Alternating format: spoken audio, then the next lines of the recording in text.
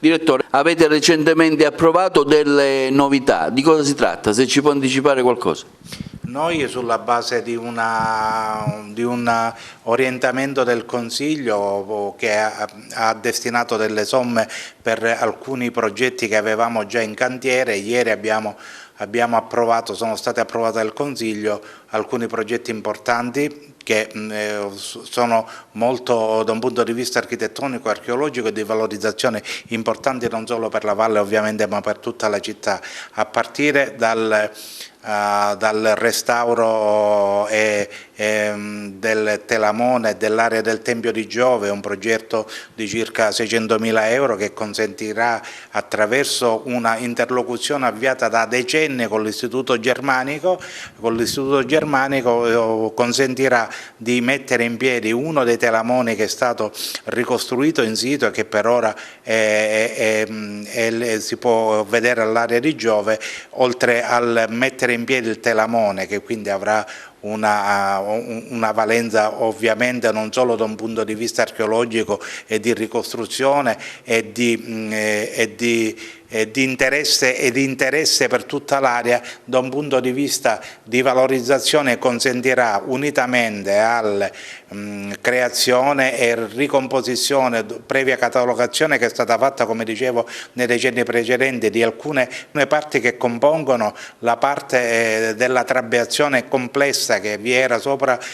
il telamone. Noi la ricomporremo e sarà individuato un percorso che ne possa attenzionare la valorizzazione. Assieme a questo progetto ci sarà quindi una visione diversa e nuova, un po' che possa consentire al visitatore di avere una certa idea dell'ampiezza e maestosità del Tempio di Giove. Analogamente a questo progetto abbiamo approvato ieri un progetto di ricostruzione del santuario rupestre. Negli anni scorsi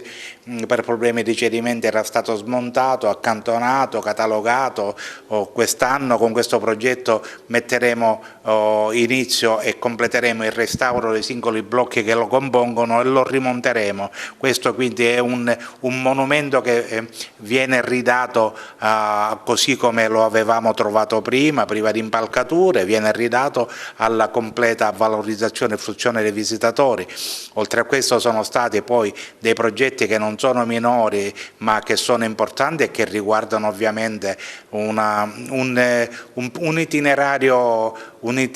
che riguarda i monumenti e gli edifici pubblici che sono presenti nell'area museale, Ecclesiasterion, Buleterion, Tempio Romano e anche Ipogeo Giacatello, attraverso un percorso di fruizione che possa legare questi monumenti e consentire al visitatore di avere una visione più ampia del patrimonio monumentale e archeologico che abbiamo. Sono state finanziate una perizia pure per il miglioramento delle sale espositive del museo all'interno, così come sono state approvate 2 perizie per Eraclea Minoa. Questo consentirà un miglioramento dei servizi di accoglienza che abbiamo fatto assieme al nostro gestore dei servizi di valorizzazione, che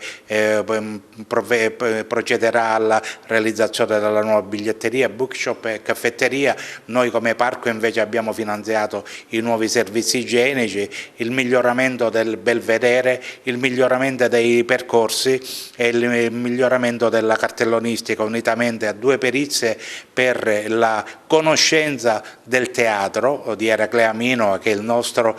nostro obiettivo principale, che ci prefiggiamo nei prossimi anni di andare a un percorso che possa prevedere, una volta acquisiti tutti i dati e con un convegno che abbiamo già organizzato, che possa discutere sulle risultanze che di cui abbiamo avuto conoscenza dopo le indagini, che possa prevedere un bando di tipo internazionale per restituire al mondo intero un teatro che è una meraviglia e che versa in condizioni per ora non certo ottimali. In ultimo abbiamo fatto pure dei progetti di restauro per i siti esterni, mi riferisco a Licata, al Castello di Monte Sant'Angelo, al museo, e anche a Sambuca di Sicilia e soprattutto in ultimo, ma non ovviamente per minore importanza, su Villa Romana a Punta Grande abbiamo stanziato 180.000 euro per il recupero di alcuni pavimenti e di alcuni muri degli ambienti e per un progetto di valorizzazione che consentirà ai visitatori, su un progetto